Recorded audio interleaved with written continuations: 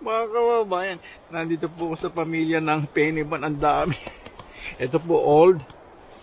Old na, malambat. Ito pwede. Ito firm. Ito firm. Firm. Apat po yung firm. Ayan. Meron pong maliit sa likod. Ikaw-close ako po ganito kasi gusto ko po ma-enjoy po ninyo. Yan. Ito po muna. Lalim.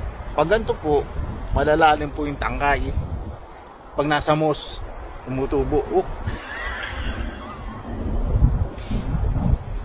Yan. Atakpan pong mabuti para yung mycelium. Ayun po, di ba? Napakalaki. Pwede pa po ito. Nakikita po natin baka mamaya sobrang excited kami uod. Bihira lang po makakita ng ganito na pamilya.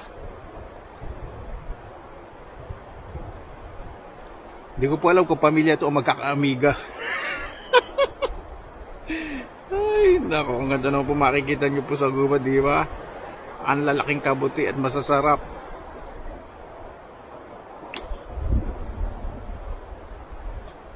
Yan, lagay po natin yung para mag-create ng mycelium.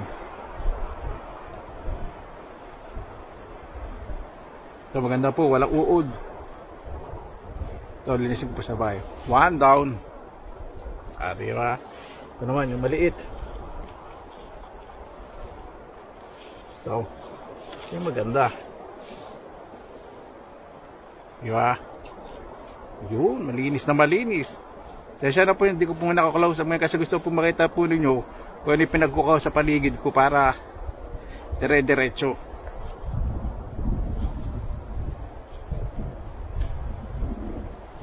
Dalawa. Sabi po, ito medyo malalim din kasi nasa moss. Mataba yung tangkay. Yun. Ganda. Napakaganda po nitong isa na to.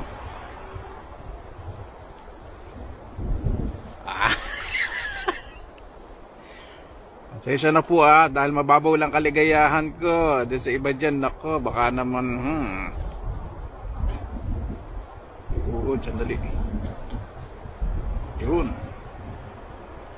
Ito ayusin ko po pagbabalat kasi napakaganda.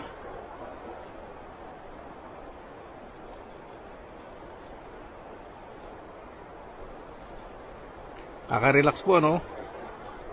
Pag ganito. Diba?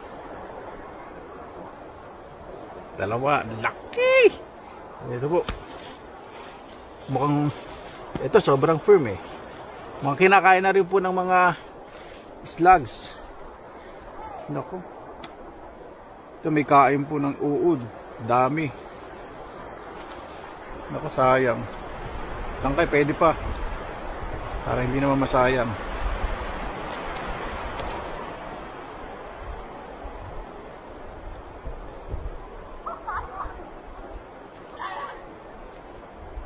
Marami po nangangabayo dito eh. Ibig sabihin sumasakay sa kabayo. Ito. Parang kinain na ng insekto. Ano po natin? Yun, dahil uod. Tangkay, sayang.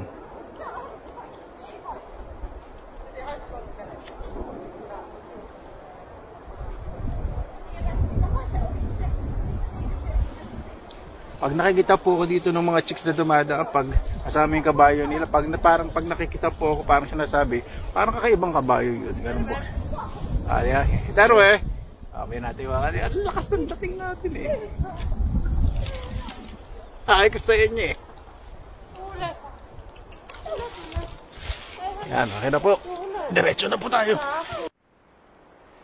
Magandang araw po mga kababayan. Welcome po sa Pinilakad Lakbay. Nandito po tayo ngayon na napakagandang gubat at nakikita po ninyo, hawak-hawak ko po ang pinakamalaking kabuti na umaabot po mahigit 2 kilo na hawak ko po ngayon. Ito po siguro yung pinakamalaking kabuti na kuha ko po ngayong taong po na to. Ito po ay Pennyban Fungi Porcini o Sep o King Bulit. Ito po talaga, di ba? Napakaganda po. Yan po. Napaka-firm. Second season po ngayon ng panguha po ng mushroom. At ito po yung maganda. Diretso na po tayo ngayon sa forest. At panoorin nyo po yung video kung saan ko po nakuha to. At kung paano po kasaya, di ba? Pag nakita nyo naman po, di ba? Baba po nakalagayan ko. Panoorin nyo lang po yung whole video. Click nyo lang po yung link sa ilalim. Siguradong mag-enjoy po tayo. Ito po mga kababayan. Ayoko po magigik. Baka malaman po ng mga ibang nakuha mushroom. Ito po napakatigas. Yan, yan. Siyempre unahin ko po muna itong maliit. Para excited po sa pinakamalaki. Siyempre, pero po diba sa pelikula, sa una nagpapabugbog at yung excitement sa huli bumabawi.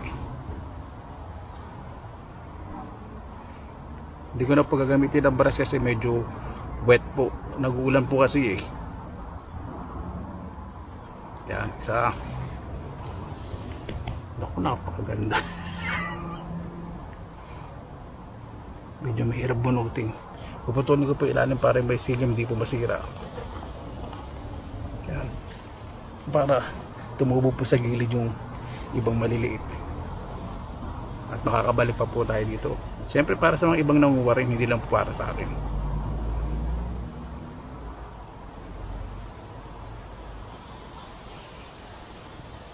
Yan.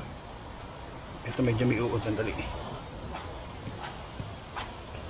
Ayun. Ilan, dalawa. Isa.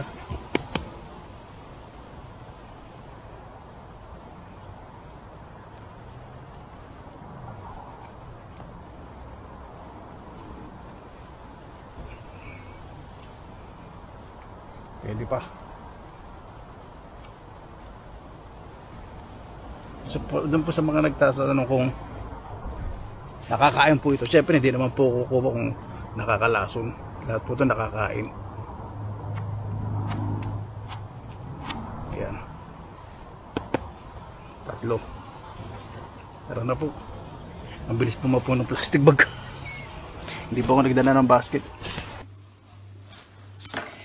Yan, dahil gagawa po tayo ng chips, pipiliin po talaga natin yung mga firm, medyo young, kahit na po yung malalaki basta wala pong uod. Tulad po nito. Yan, napakaganda. Siyempre medyo brush po natin. Kailangan nalinis ko naman po ito. Kailangan talaga malinis na malinis. Bakit po hindi hinugasan ng mushroom? Dahil malinis po ito. Hindi po talaga. Kasi may mga nutrients pong mawawala sa mushroom. Lalo na po pag i-store po ninyo. Huwag nyo po hugasan dahil naku, lalabsa po yan. Lalo na fresh, lalagyan sa freezer. Okay. Ano po muna itong tape. Ganda po, no? At dapat po maninipis para mas crispy. Pag gumawa po tayo ng chips. Ito po kasing mushroom, sa totoo lang po, 90% po tubig. Kaya pag umuulan po, mag-umpisa po ang tag-ulan, yung mycelium, mas gusto po na may moisture. Kaya po yung mga mushroom grower po talaga sa Pilipinas, everyday pag mainit, bilis po mag-evaporate ng tubig, kailangan po spray.